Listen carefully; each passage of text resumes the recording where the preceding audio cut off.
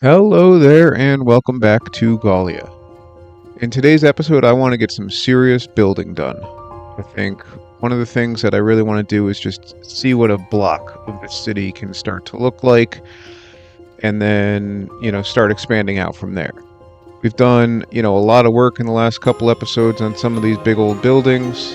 However, I want to get a few buildings done in rapid succession to really kind of push out that feeling of what this city could be. I also think one of the important things for a city is to start to add some details to it. Something that isn't just, you can't just have buildings, right? You need other things like in this intersection, we need stoplights or stop signs or maybe some traffic. And I think that's going to be another focus for today's episode. So let's go to our storage area, get some materials, and get to work. Stay tuned if you want to see this city really start to come to life.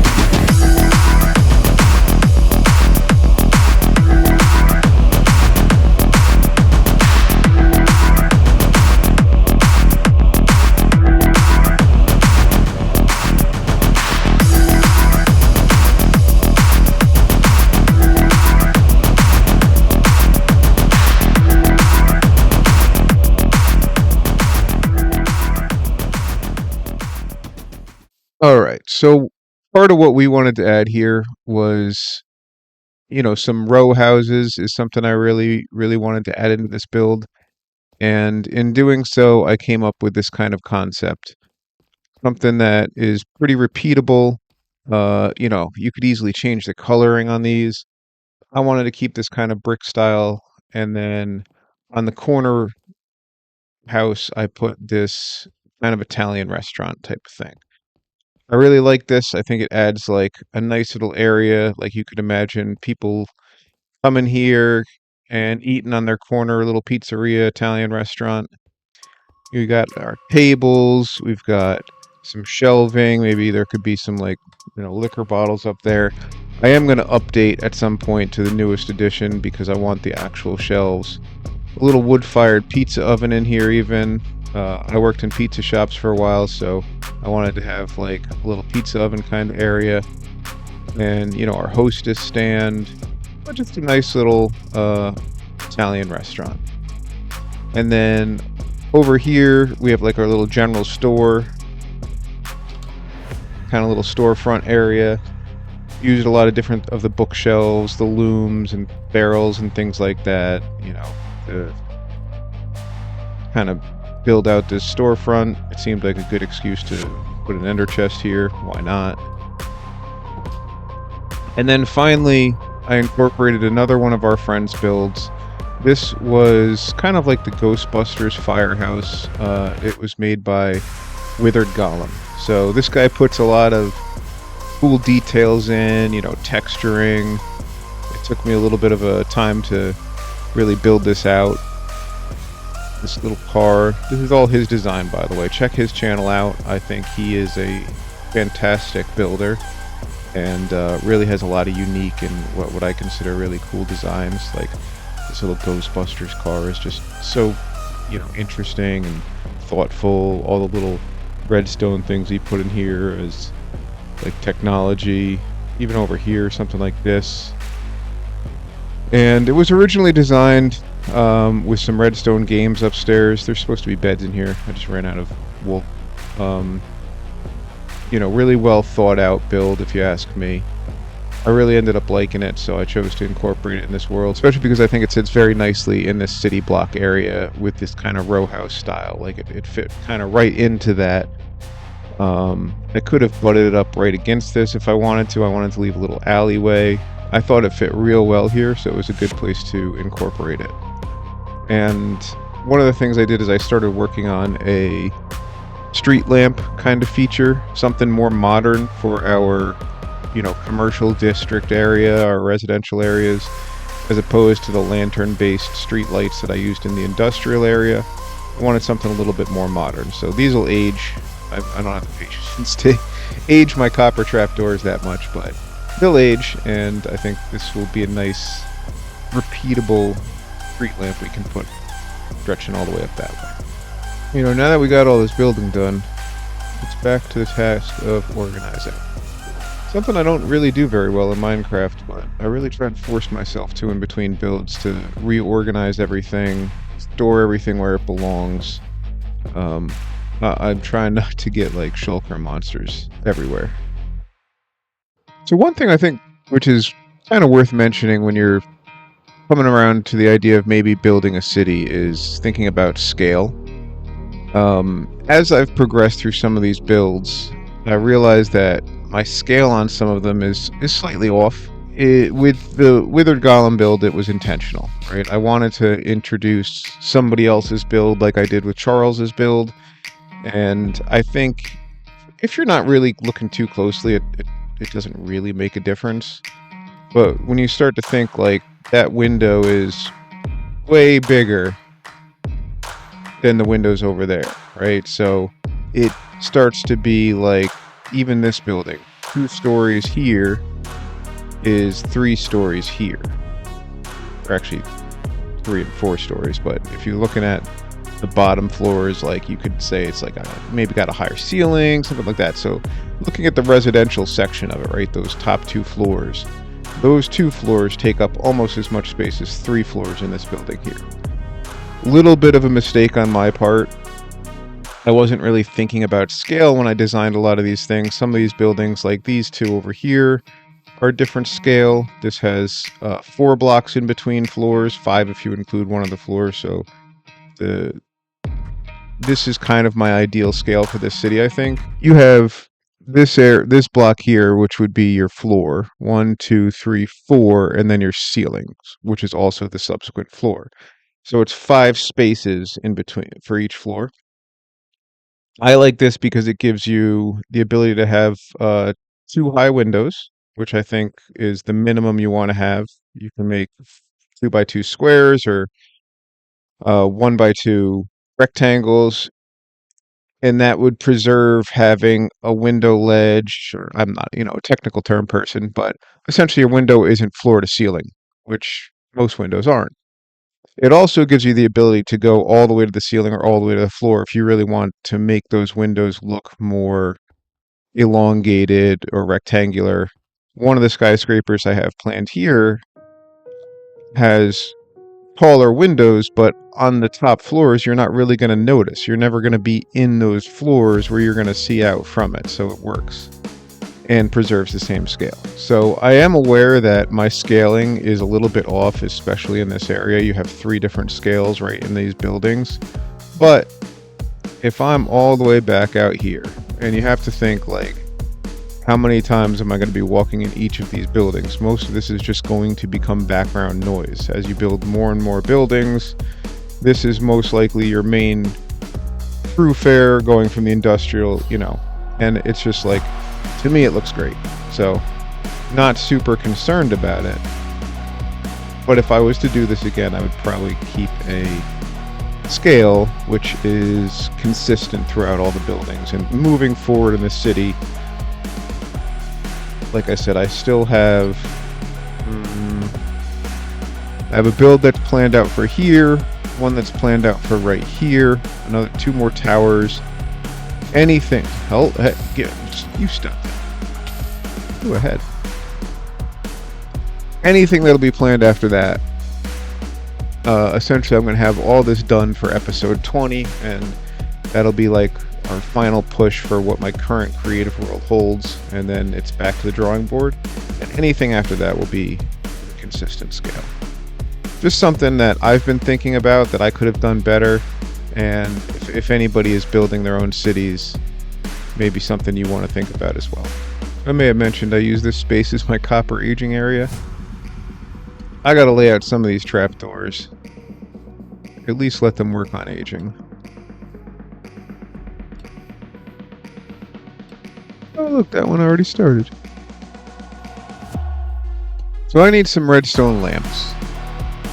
I want to put in at least along this main double street.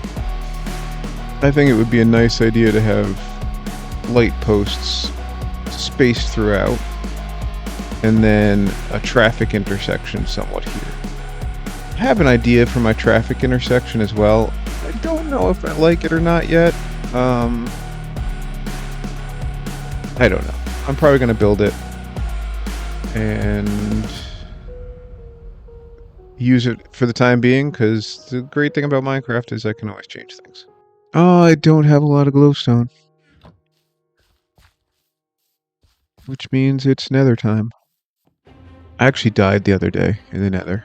I was trying to get wither skulls. Definitely died.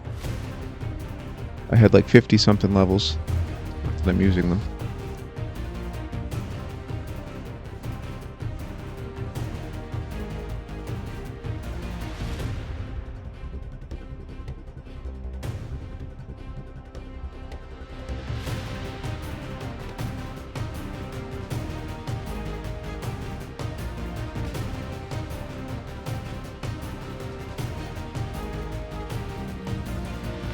I have a build coming up that's going to use a bunch of quartz, and I'm not looking forward to it. So I hate getting quartz.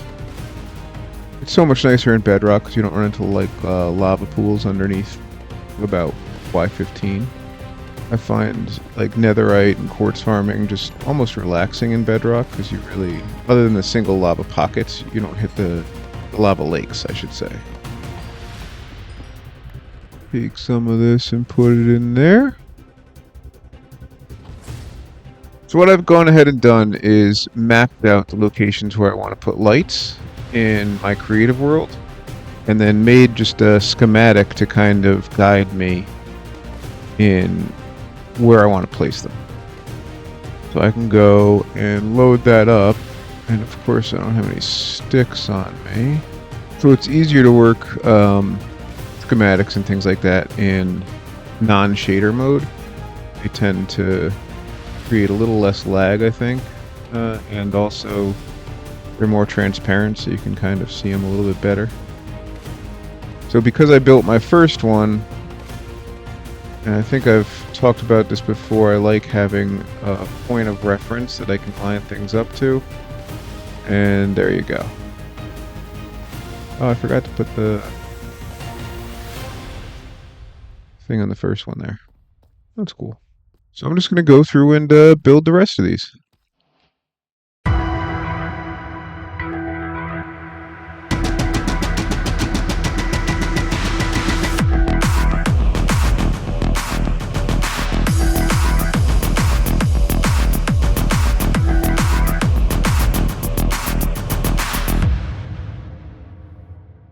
So I put these pretty evenly spaced, about 24 blocks apart.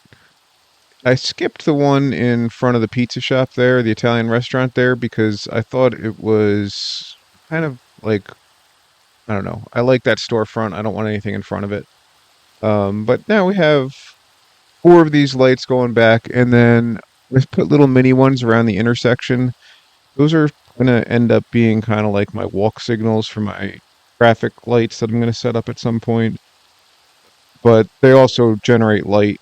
I'm going to use trapdoors closed on the side of them to kind of generate a facing, but we'll see. Again, like a lot of this is experimentation, and you can always change things if you don't like it later. I still haven't been able to put my trapdoors on them because none of them want to age, but you know. I did this line of trees just to have a wood farm if I needed it. I almost kind of like it, but they're definitely going to go away because I'm going to put belts there. These lights look kind of plain right now because they don't have their trapdoors on them, but you can see the effect. It's going to give this, like, especially at nighttime, I think, just draw like attention to this main street here. And with the shaders, even during the daytime, it has a little bit of that. And you can imagine these going all the way back here as we add more builds. And one of the nice things about the fact that this city isn't flat is the variations in height. Um, you can kind of get this better view going down there of all the lights and things like that. So I think this is going to work out real nice in the long run. I'm also going to put the lights going up this way, but that's for at least a few more episodes in the future. Well, now that we've given a little bit of ambiance to our city, I think one more build should be in order. I have two that are planned out, but the final one is a little bit bigger, is going to take a little bit of time, and we're running up on making this into too long of an episode. So why don't we get one more building done and check out the finished product?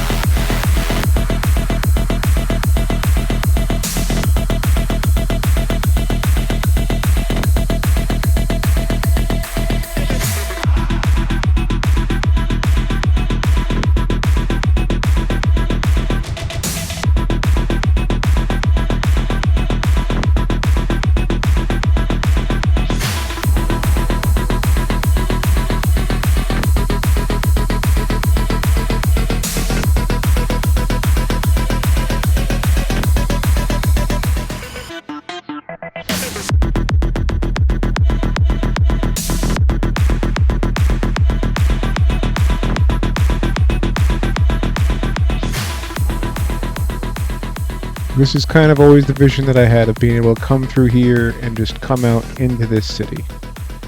You know, from the moment I found this seed, for some reason that arc kind of captivated me, and I think it has definitely started to take shape.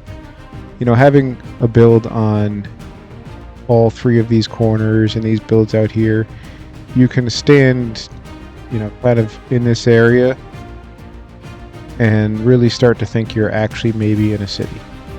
We got to get a row of buildings back there and over here, but my ideal goal is that at least in the medium future, that standing right here you'll feel like you're inside of a city. Obviously we're on a mountain backdrop there, so we'll probably build some buildings and figure out like a way to build them into that cliff facing.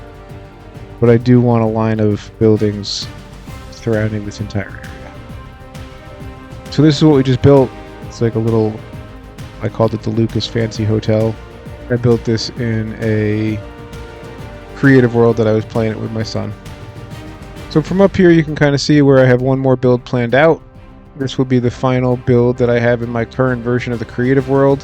At that point I think I'm going to replace the creative world because it starts to, when I do things like terraform or unplanned things, it'll start to lag behind, so every once in a while I replace it. But yeah, after this build is done, then we'll see what comes next. So thank you all for watching, and I'll see you guys in the next episode. Bye bye, like and subscribe. You remember this building, right? That cars to the road also. I did have cars in the road. Who are they? Well, this is now in my single player world. I took this out of the world that we were building it and put it in here.